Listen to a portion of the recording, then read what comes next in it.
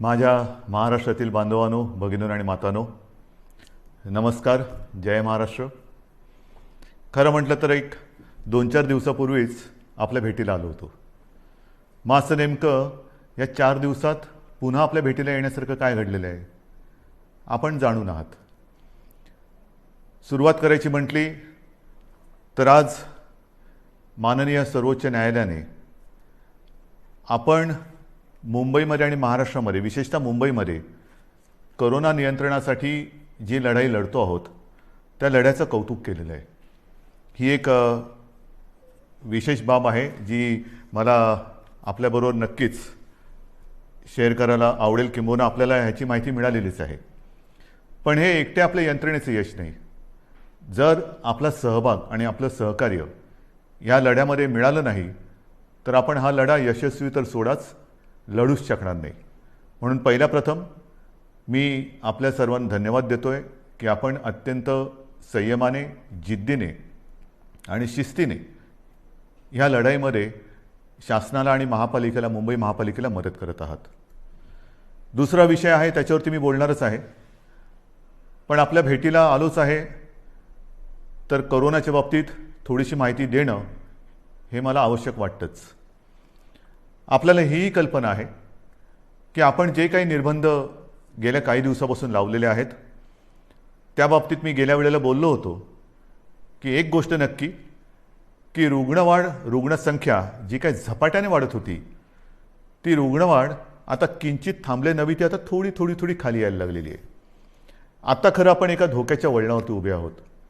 कदाचित आपल्याला असं वाटेल की आता ही लढाई आपण जिंकतो आहोत. नाही, अजिबात नाही. अजूनही एवढा गाफीलपणा आपल्याला परवडणारा नाही आहे. हां, ही गोष्ट खरी आहे की महाराष्ट्रामधल्या काही जिल्ह्यांमध्ये रुग्णवाढ थोडीशी उतरायला लागलेली आहे. पण त्याचबरोबरीने काही जिल्ह्यांमध्ये रुग्णवाढ थोडीशी व्हायला लागलेली आहे. ही नाही म्हटलं तरी त्या जिल्ह्यांसाठी ही एक धोक्याची घंटा आहे. इतर देशामध्ये काय चाललेलं आहे ह्या बातम्या आपण वाचता आहात.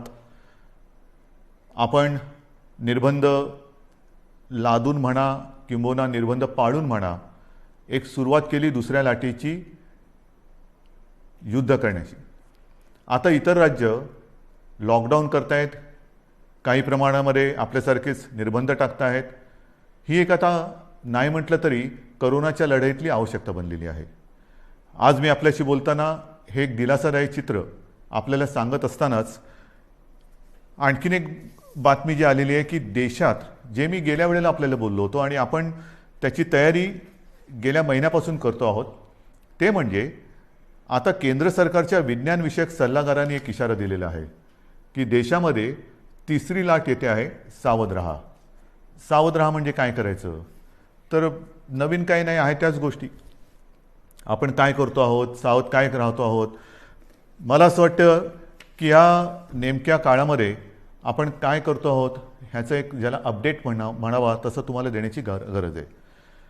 आज आपल्याकडे साधारणतः म्हणजे 25 एप्रिलला आपल्याकडे राज्यात 6,98,000 म्हणजे जवळपास आपण 7 लाखाला पोहोचलो होतो, एवढे सक्रिय रुग्ण होते.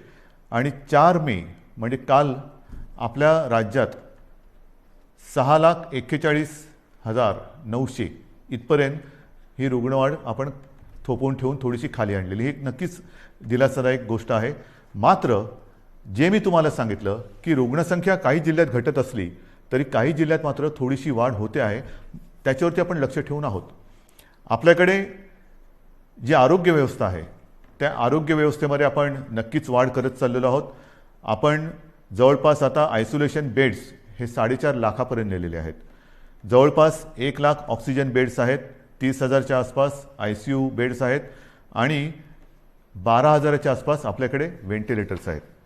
थोडक्यात सांगण्याचा मुद्दा काय की ही वाढ आपण करतो आहोत. जिथे जिथे आवश्यकता असेल तिथे आपण ह्या वाढीला, म्हणजे वाढीला नाही, रुग्णवाढ थोपवायला, आरोग्य सुविधा वाढीसाठी मंजुरी दिलेली आहे. अगदी न थांबता जिथे जिथे जे जे करणं गरजेचं आहे ते करा, असे स्पष्ट निर्देश मी प्रशासनाला दिलेले आहेत.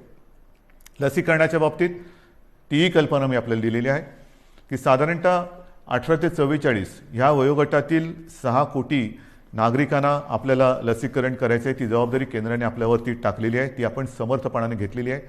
मागे जे बोललो तेच पुन्हा सांगतो की 6 कोटी जनतेला 2 डोस म्हणजे 12 कोटी डोस एक रकमी एका चेकने घेण्याची आपली तयारी आहे. जसजसा लस पुरवठा होईल तसतसा आपण हा आपला लसीकरणाचा वेग जो 5 लाख एका दिवसात आपण करून दाखवलेला आहे तो अगदी 10 लाखापर्यंत पण नेण्याची आपली क्षमता आहे. त्याहूनही अधिक आपण नेऊ शकतो एवढी तयारी आपली झालेली आहे. लसीकरण मी केंद्रावरती आरोप करत नाही, परंतु केंद्राची सुद्धा अडचण आहेच. कारण ज्या प्रमाणामध्ये लसीचं उत्पादन हे आता हळूहळू वाढतंय त्या प्रमाणामध्ये लसीचा पुरवठा आपल्याला होतो आहे. म्हणून तूर्त आपली क्षमता आणि मर्यादा ह्या दोन टोकाच्या गोष्टी झालेल्या आहेत. जसजसा लस पुरवठा वाढेल तसतसं हे लसीकरण सुद्धा आपण वाढवू. मग त्याच्यानंतर ऑक्सिजनच्या बाबतीत सुद्धा मी सांगितलं की साधारणतः रोज 1200 मेट्रिक टन ऑक्सिजन आपण दर दिवशी आपल्या राज्यामध्ये उत्पादित करतो. आज हा जो वापर आहे तो 1700 मेट्रिक टनच्या आसपास झालेला आहे. एवढा रोजचा आपल्याला ऑक्सिजन आज लागतोय. किंबहुना कालच आपण पाहिलं असाल की आपण केंद्राला आणखीन एक पत्र दिले आणि आम्हाला 200 मेट्रिक टन अधिक ऑक्सिजन पाहिजे ही मागणी आपण त्यांच्याकडे नोंदवलेली आहे. 1200 मेट्रिक टन हा आपल्या राज्यात उत्पादित होणारा ऑक्सिजन आणि त्याच्यावरचा 500 मेट्रिक टन ऑक्सिजन आहे तो केंद्र सरकार आपल्याला इथून तिथून राज्यातून बाहेरच्या राज्यातून नेण्यासाठी किंवा देण्यासाठी त्यांनी आपल्याला एक परवानगी दिलेली किंवा मंजुरी दिलेली आहे. हे झालं आजचं चित्र. पण तिसऱ्या लाटेसाठी तयार राहा हे जे काय आता आपल्या केंद्राचे देशाचे वैज्ञानिक सल्लागार बोलत आहेत आपण याची तयारी सुरू केलेली आहे. मी गेल्या काही दिवसांमध्ये प्रशासनाला याही सूचना दिलेल्या आहेत की महाराष्ट्र जो आज 1200 मेट्रिक टन ऑक्सिजन रोजचा निर्मिती करतो आहे ही निर्मिती आपल्याला किमान 3000 मेट्रिक टनापर्यंत न्यायची. किमान म्हणजे 1200च्या पुढे जवळपास 1800 मेट्रिक टन अधिक ऑक्सिजन आपल्याला येत्या काही दिवसात उत्पादन केलाच पाहिजे हा आपला आग्रह आणि आपला कटाक्ष आहे आणि सुरुवात झालेली आहे. मग वेगवेगळ्या प्रकारचे प्लांट्स आहेत, PSA असतील, आणखीन काही असतील. आता आपण 300 PSA मी मागे सांगितलं तुम्हाला प्लांट उभारणीसाठी मंजुरी दिलेली आहे. येत्या काही दिवसामध्ये त्याची सुद्धा सुरुवात होईल आणि काही ताबडतोबीने सुरू होतील. जसजसा प्लांट लावायला म्हणजे त्याच्या बांधकाम असेल आणखीन काही असेल त्याला जसा वेळ लागतो तेवढा वेळ लागेल आणि लवकरात लवकर ऑक्सिजन मिशन ऑक्सिजन हे त्याला मी नावच दिलेलं आहे मिशन ऑक्सिजन. येत्या काही दिवसात महाराष्ट्र हा ऑक्सिजनच्या बाबतीत स्वयंपूर्ण झालाच पाहिजे ही आपली अटकळ नव्हे हे आपलं कर्तव्य आहे आणि त्या दृष्टीने आपण हालचाल हे करतो आहोत. आणखीन एक गोष्ट हे आता तुम्हाला थोडंसं सांगणं मला गरजेचं आहे. रेमडेसिवीरच्या बाबतीत मी तुम्हाला सांगितलेलं आहे हळूवारपणाने केंद्र आपल्याला जो कोटा त्यांनी दिलेला आहे त्याच्यात हळूवार वाढ होते आहे. अजूनही पूर्ण जेवढी आवश्यकता आहे तिथपर्यंत आपण पोचलेलो नाही, पण हळूवारपणाने त्याच्यात थोडी प्रगती होते आहे आणि रेमडेसिवीरचा पुरवठा हा आवश्यकतेनुसार आपण प्रत्येक जिल्ह्याला करतो आहोत. काही जणांची तक्रार आहे की आमच्याकडे एवढे रुग्ण असताना आमच्याकडे एवढेच इंजेक्शन्स येतात. ही तक्रार आहे, जरूर आहे, पण त्यासाठी आपण आणखीन एक गोष्ट सुरू केलेली आहे. एक काल परवापासून मी जो आपला टास्क फोर्स आहे त्या टास्क फोर्सला आपल्या जसं मुंबई आहे, पुणे आहे, ठाणा आहे, मग कुठे भंडारा असेल, नागपूर असेल, सोलापूर असेल, ह्या तिथल्या जिल्ह्यातील आणि तिथल्या शहरातील जे आपले फॅमिली डॉक्टर्स आपण ज्याला म्हणतो जो कुटुंबाचा डॉक्टर त्यांना सगळ्यांना झूम कॉलवरती एकत्रित करून मार्गदर्शन करायला आपण सुरुवात केलेली आहे. काय करायचं आपल्याकडे रुग्ण आल्यानंतर त्याला कोविड झाला आहे तर घरातल्या घरात म्हणजे आपण म्हणतो ना की आवश्यकता नसेल तर हॉस्पिटलमध्ये येण्याची गरज नाही, पण आवश्यकता असेल तर हॉस्पिटलमध्ये त्वरित आलं पाहिजे. मग हे नेमकं जो काही एक मी म्हणेन फरक आहे तो कसा करायचा. घरी असेल तर घरच्या घरी कोणती औषधे दिली गेली पाहिजेत, कोणती दिली म्हणजे द्यायची गरज नाही आहे, किंबहुना देण्याची गरज नसताना सुद्धा दिली जातात ती टाळली पाहिजे, याचं संपूर्ण मार्गदर्शन आपल्या राज्यातील सर्व वाड्या वस्त्या अगदी गल्ली बोळातले सुद्धा जे आपले चांगले चांगले डॉक्टर्स आहेत, अनेक वर्ष जे प्रॅक्टिस करतायत आणि त्या वस्तीला एक आधार म्हणून काम करतायत, त्या सगळ्यांना सोबत घेऊन आपण पुढे जातो आहोत. रेमडेसिवीर असेल, अगदी इतर काही गोष्टी असतील, या सगळ्या बाबतीत आपण स्वयंपूर्ण होण्याच्या दृष्टीने वाटचाल करतो आहोत की जेणेकरून तिसरी लाट, दुसरी लाट तर लवकर थोपवायची आहेच, पण तिसरी लाटसुद्धा जर का आली तर तिचा घातक दुष्परिणाम आपल्या राज्यावरती होऊ द्यायचा नाही, हा चंग बांधून आपलं महाराष्ट्र सरकार काम करत आहे. हे झालं एक करोनाच्या बाबतीतचं. मग दुसरा मुद्दा आहे तो साहजिकच आहे. जसा पहिला मुद्दा मी सांगितला की सुप्रीम कोर्टाने आज मुंबई महापालिकेच्या लढाईचं कौतुक केलेलं आहे, तसंच ही लढाई आपण लढत असताना, ही जिकराची लढाई, जीवावरती बेतलेलं हे संकट आहे, अगदी देशात हाहाकार झालेला आहे, आणि अशी ही लढाई आपण जिद्दीने लढत असतानाच एक सुप्रीम कोर्टाने आणखीन एक निर्णय दिलेला आहे, तो मात्र थोडासा निराशाजनक आहे. बरोबर आहे, मराठा आरक्षण. मराठा आरक्षणाची ही लढाई आपण न्यायालयाच्या माध्यमातून, न्यायालयाकडे आपण न्यायाच्यासाठी न्यायालयात लढत होतो. आपल्याला सर्वांना कल्पना आहे की काही वर्षांपूर्वी आपल्या विधिमंडळामध्ये सर्व पक्षांनी, म्हणजे तेव्हा तर शिवसेना आणि भारतीय जनता पक्षाची युतीच सत्तेमध्ये होती, आणि विरोधी पक्ष म्हणजे जे आज आपले सहकारी आहेत काँग्रेस आणि राष्ट्रवादी, ह्या राज्यातील प्रमुख 4 पक्षांनी आणि इतर सर्वांनी एकमुखी एकमताने मराठा समाजाला आरक्षण देण्याचा कायदा पास केला. तो मंजूर केला. मग त्याला आव्हान दिलं गेलं. उच्च न्यायालयामध्ये आपण ही लढाई जिंकलो. त्याला आव्हान दिलं गेलं. मग सर्वोच्च न्यायालयात ही लढाई गेली. सर्वोच्च न्यायालयात ही लढाई आपण लढलो, आणि दुर्दैवाने आज हा निराशाजनक निकाल ह्या अगदी लढाईच्या ऐन भरामध्ये आलेला आहे. नेमकं काय झालं? जे काही एक ढोबळमानाने निकाल आलेला आहे, कारण आता निकालपत्र ते आता हाती आलेलं आहे, त्याच्यावरती आणखीन डिटेलमध्ये काम सुरू आहे, त्याचा अभ्यास सुरू आहे. पण सर्वानुमते एकमुखाने घेतलेला हा निर्णय सुप्रीम कोर्टाने त्याच्या विरोधात निकाल दिलेला आहे. मग असं कोणीतरी म्हणालं की आम्ही जे उच्च न्यायालयात जिंकलो ते सुप्रीम कोर्टात तुम्ही हरलात, तुम्हाला लढताच आलं नाही. नाही, असं अजिबात नाही आहे. ज्या वकिलांनी आपल्याला उच्च न्यायालयामध्ये विजय प्राप्त करून दिला, बाजू मांडली, यशस्वीपणाने मांडली, तेच वकील त्याच्यात कुठेही बदल न करता किंवा त्यांच्यात अधिक काही वकिलांची आपण त्यांना मदत देऊन ही लढाई आपण अत्यंत योग्यपणाने, समर्थपणाने, सर्वांचं मत एकत्र घेत आपण ही लढलो आहे. पदरी निराशा आलेली आहे, पण निराश झालो किंबहुना निराश झाला तर तो महाराष्ट्र कसला. मी खास करून मराठा समाजाला एक वेगळ्या दृष्टीने धन्यवाद देतो आहे की त्यांनी फार समंजसपणाने हा निर्णय जो आहे हा ऐकलेला आहे. कुठेही थैथयाट केला नाही, आदळआपट केली नाही. त्याच्याबद्दल मी तमाम माझ्या मराठा समाजातील माता भगिनींना, बांधवांना हात जोडून धन्यवाद देतो आहे. आणि त्यांच्या नेत्यांनी सुद्धा मी विशेष उल्लेख करेन, छत्रपती संभाजीराजे यांनी सुद्धा अत्यंत समंजस्याने आपली प्रतिक्रिया दिलेली आहे. हे दिवस लढाईचे नाही आहेत, निदान आपल्यात तरी नाही आहेत, कारण सरकार आणि आपली भूमिका एक आहे.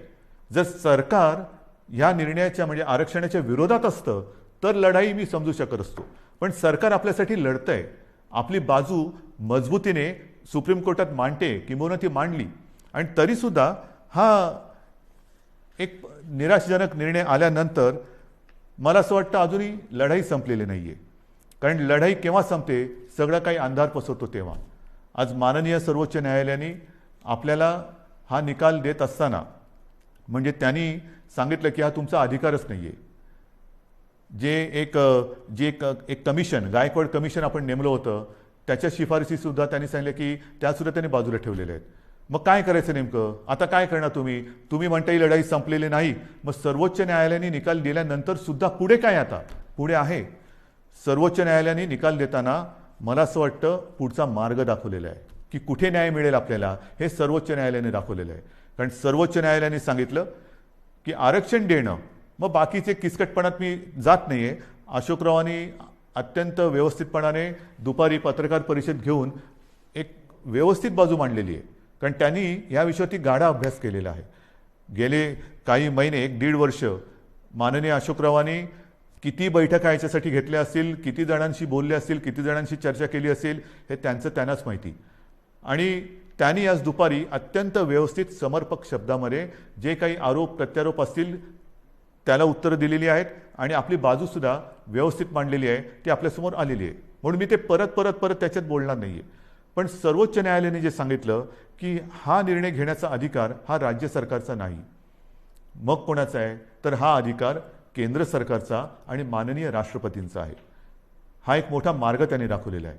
आणि म्हणून माझी जी पहिली प्रतिक्रिया आपल्यासमोर आलेली आहे, त्या प्रतिक्रियेत मी म्हटलं की एका प्रकारे सर्वोच्च न्यायालयाने हा निकाल देताना आपल्याला वेगळं मार्गदर्शन केलेलं आहे की कुठे न्याय मिळेल. त्याच वेळेला मी म्हटलेलं आहे की केंद्र सरकारला, म्हणजे माननीय पंतप्रधान आणि माननीय राष्ट्रपती यांना मी हात जोडून विनंती करतो आहे की आता हा अधिकार आपला आहे, हे सर्वोच्च न्यायालयाने सांगितलेलं आहे.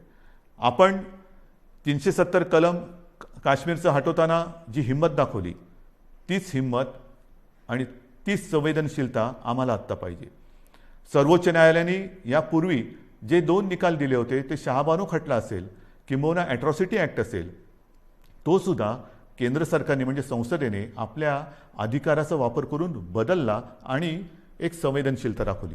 मग आता तर सर्वोच्च न्यायालयाने सांगितलेले की हा अधिकार आपला आहे, आणि हा अधिकार आपला आहे म्हटल्यानंतर आम्ही सगळेजण एकत्र आहोत. महाराष्ट्रामध्ये ज्या वेळेला हा निर्णय घेतला गेला तेव्हा जे सर्व पक्ष एकत्रित आले होते, ते सर्व पक्ष आजसुद्धा एकत्रित आहेत. आम्ही एकमुखी आपल्याला विनंती करतो आहे की आपल्याला जे जे काही सहकार्य आपल्या राज्यातून पाहिजे असेल, आमच्या राज्यातून पाहिजे असेल, ते आम्ही करतो आहोत, नक्कीच करू. मात्र आता सहनशीलता ही आहे. माझा मराठा समाज हा सहनशील आहे, कुठेही आतताईपणा त्यांनी केलेला नाही. न्याय हक्कासाठी रस्त्यावरती उतरला, तो सुद्धा शांततेने उतरला. अशा ह्या समाजाचा, लढवय्या, शेतकरी, सगळं मी आपलं वर्णन केलेलं आहे. ह्या समाजाला न्याय देण्यासाठी आता केंद्र सरकारने जास्त वेळ न लावता निर्णय घ्यावा. मी आपल्या माध्यमातून माननीय राष्ट्रपतींना आणि माननीय पंतप्रधानांना विनंती करतोच आहे, पण उद्या अधिकृत पत्रसुद्धा मी त्यांना देतो आहे. जर का आणखीन आम्हाला तिकडे येऊन भेटण्याची आवश्यकता असेल तर तीही आम्ही करायची तयारी आहे. आणि ही एक मागणी आम्ही करत असताना सर्वोच्च न्यायालयाच्या निकालाची प्रत ही आत्ता संध्याकाळी उशिरा प्राप्त झालेली आहे. त्याचासुद्धा अभ्यास आपल्या ज्येष्ठ विधिज्ञांकडून सुरू आहे. ज्येष्ठ वकिलांची एक मी म्हणेन फौज, कारण समिती फार छोटा शब्द झाला, फौज ही आपल्यासोबत आहे. त्यांच्यासोबत आजपर्यंतसुद्धा विचारविनिमय केलेला आहे. आता मात्र सर्वोच्च न्यायालयाची ही प्रत प्राप्त झाल्यानंतर त्याचा अभ्यास सुरू झालेला आहे. त्याच्यात आणखीन काही मार्ग दाखवलेत का तेही बघतो. त्याच्यानंतर नेमकं निकालामध्ये म्हटलेलं काय आहे, आपल्या मर्यादा काय आहेत, तेही आपण बघतो आहोत. मात्र पुन्हा एकदा मी सांगेन की जो मार्ग सर्वोच्च न्यायालयाने दाखवलेला आहे, ह्या निर्णयाच्या बाबतीत केंद्र सरकारच्या अधिकारावरती त्यांनी मी म्हणेन एका अर्थी शिक्कामोर्तबच केलेलं की हा तुमचा अधिकार आहे. आता मला केंद्र सरकारचा अधिकार पाहिजे, कारण आम्ही सर्व पक्ष एकत्र आहोत.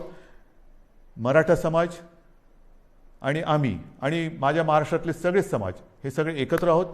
ही मागणी केवळ एका समाजाची नाही, तर न्याय हक्काची मागणी ही महाराष्ट्राची आहे. आणि तिचा अनादर केंद्र सरकार, माननीय पंतप्रधान आणि माननीय राष्ट्रपती करणार नाहीत, ही मला खात्री आहे, हा मला आत्मविश्वास आहे. तूर्त मी सर्वांना हेच सांगू इच्छितो की अत्यंत धोक्याच्या वळणावर कोरोनाच्या आपण उभे आहोत. जी शांतता, जो संयम तुम्ही आजपर्यंत दाखवलेला आहात, तोच संयम, तीच शांतता यापुढे आपल्याला गरजेची आहे. आता संयम आणि शांतता 2 लढाईसाठी पाहिजे.